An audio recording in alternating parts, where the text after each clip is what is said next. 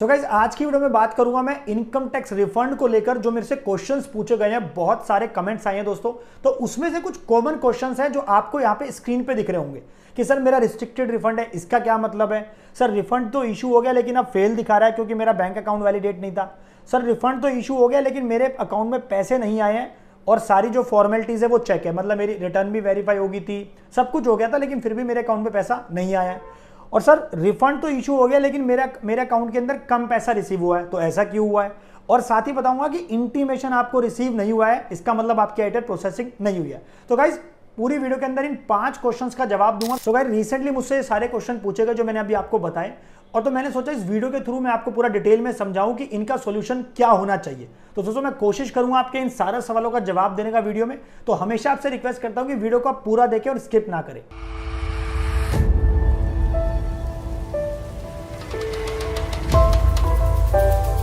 नमस्कार, मैं दीपक बैसला आपका स्वागत करता हूं हमारे YouTube चैनल पर। गाइस चैनल पर नए हो तो वीडियोस को लाइक करें, शेयर करें और चैनल को सब्सक्राइब करना ना भूलें। नीचे लाल बटन उसको दबाएं ताकि कभी कोई वीडियो आए तो आप उसे मिस ना करें। और अगर आपने अभी तक हमारा टेलीग्राम चैनल ज्वाइन नहीं करा है, लिंक मैंने डिस्क्रिप्शन में डाल दिया है, क्लिक करें, ज्वाइन करें, क्योंकि वहां पे आपको मिलेंगी अपडेट्स फाइनेंस और टैक्सेशन की। तो गाइस अब बात करता हूं सीधा मैं मुद्दे की। तो सबसे पहला पॉइंट यहाँ पे है रिस्ट्रिक्टेड रिफंड का क्या मतलब है। तो गाइस रिस्ट्रिक्टेड रिफंड का मतलब है कि इसका मतलब आपका बैंक अकाउंट और आपका जो पैन नंबर है उसमें कुछ चीजें मैच नहीं हैं।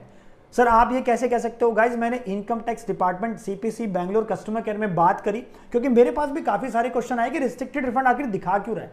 तो गाइज मैंने बात करी तो उन्होंने बताया कि सर आपका बैंक अकाउंट में जो डिटेल्स गई है, आपका name, surname, date of birth और आपके पैन नंबर में जो इन्फॉर्मेशन, जो डिटेल्स है, वो कहीं ना कहीं मिसमैच है। तो आप कहोगे सर उस केस में रिफंड तो आ ही नहीं सकता। बिल्कुल, इनकम टैक्स डिपार्टमेंट कहता है कि आपकी बैंक अकाउंट डिटेल्स और आपका पैन नंबर बिल्कुल 100% मैच होना चाहिए। अब आपके मन में क्वेश्चन होगा सर मेरा बैंक अकाउंट तो वैलिडेटेड दिखा रहा है।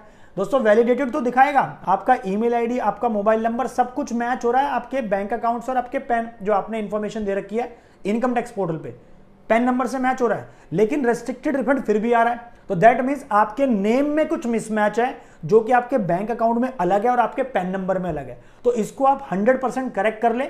लेकिन जो डिपार्टमेंट दोस्तों मुझे बताया कि हम लोग जो है 60-70% और 80% अगर आपका मैच है पैन डिटेल और आपकी बैंक अकाउंट डिटेल तो भी रिफंड जा रहा है। सो आप ये चेक कर ले कि आपके केस में रेस्ट्रिक्टेड रिफंड तो नहीं है। दोस्तों उसका सॉल्यूशन ये है कि अपने बैंक की डिटेल्स और अपने पैन की डिटेल को मैच कर ले पूरी तरह से। सो गाइस दूसरा पॉइंट मेरे पास है रिफंड। सर मेरा इशू तो हुआ लेकिन मेरा फेल हो गया रिफंड, क्योंकि मेरा बैंक अकाउंट बाद में वैलिडेट हुआ है। इसका मतलब एग्जांपल के तौर पे समझाता हूं कि मेरा सर 20 जुलाई को मेरा रिफंड इशू हो गया था, मेरे पास इंटीमेशन आ गया था, प्रोसेसिंग मेरी कंप्लीट हो गई थी 20 जुलाई को, लेकिन मेरा बैंक अकाउंट, मेरे को पता लगा बाद में कि मेरा बैंक अकाउंट वैलिडेटेड नहीं है।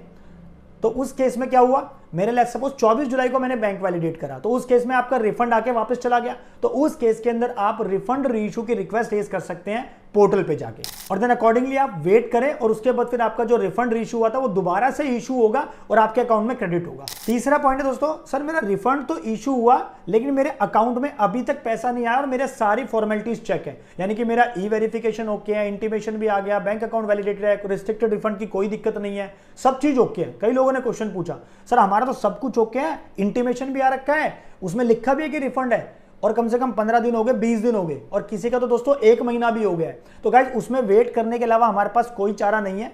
इंटीमेशन से 10 से 15 दिन का टाइम लगता है जब आपके पास रिफंड आता है, लेकिन अगर उससे ज्यादा टाइम हो गया है तो आप ग्रीवेंस जरूर रेज कर सकते हैं। बट आइडली मैं आपको फिर भी कहूंगा अगर आपने इतना पेशेंस रख लिया है, इतना आपने धैर्य दिखाया है, तो आप जो है इस महीने यानी कि अगस्त एंड तक और देख ले, आपका रिफंड आ जाएगा। और चौथा क्वेश्चन था दोस्तों जो सबसे ज्यादा कॉमन था कि सर रिफंड तो मेरा इशू हुआ लेकिन मेरे पास अमाउंट जो क्रेडिट हुआ वो कम हुआ है, क्यों।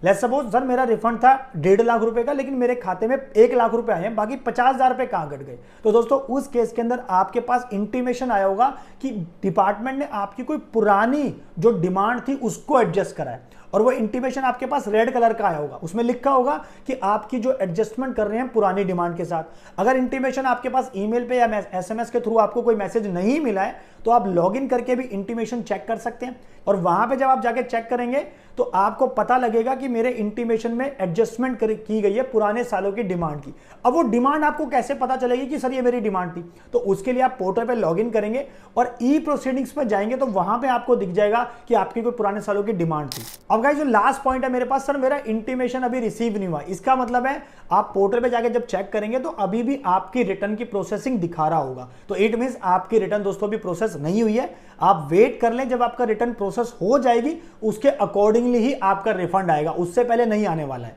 सो प्लीज वेट कर ले। जब आपने इतना पेशेंस रखा है कि सर हमारा रिफंड इतने दिन हो गए, 30 दिन हो गए, 35 दिन हो गए, आइडली गवर्नमेंट जल्दी प्रोसेस करने की कोशिश कर रही है। सो गाइज मेरे पास ये 5 पॉइंट ऐसे थे जो मुझसे बहुत ज्यादा पूछे गए, तो मैंने सोचा वीडियो के थ्रू मैं आपको डिटेल में समझाऊं। हो सकता है कि मैंने कोई पॉइंट मिस कर दिया हो, तो प्लीज आप कमेंट करके जरूर बताना। अगर आपका इन 5 पॉइंट के अलावा कुछ और क्वेश्चन, कुछ और एरर है तो प्लीज दोस्तों कमेंट करके बताना। हाँ, ये मत पूछना सर मेरा रिफंड कब आने वाला है। तो दोस्तों रिफंड तो ऑब्वियसली थोड़ा सा टाइम लगा, रिफंड वाले केसेस के अंदर मैंने पुरानी वीडियोस में भी डिस्कस किया था। तो आप अगर इन 5 पॉइंट के अलावा कुछ और आपका क्वेश्चन है, एक क्वेश्चन इसमें मैं और ऐड कर सकता हूं उसके अंदर कि सर मेरा पैन आधार लिंक नहीं था, मेरा रिफंड बना था, तो आपने ITR तो फाइल कर दी होगी, क्योंकि हमने भी प्रैक्टिकली देखा कि एक आध केसेस के अंदर रिटर्न फाइल हो गई है और कुछ केसेस के अंदर फाइल नहीं भी हुई है। तो जिसकी हो गई है, रिफंड बन रहा था, तो पहले तो वो अपना आधार पैन लिंक करा ले, जाके लिंक होना चाहिए, उसके अकॉर्डिंगली वो जाके उसके बाद उसका जो रिफंड है वो इशू होगा। तो आशा करता हूं दोस्तों वीडियो आपको पसंद आई होगी और इस वीडियो ने आपको कुछ ना कुछ सोल्यूशन प्रोवाइड किया होगा। इसे दोस्तों वीडियो को लाइक करें, शेयर करें और चैनल को सब्सक्राइब करना ना भूलें। नीचे लाल बटन उसको दबाएं ताकि ऐसे वीडियो आपको टाइम पे मिलती रहे। Thank you.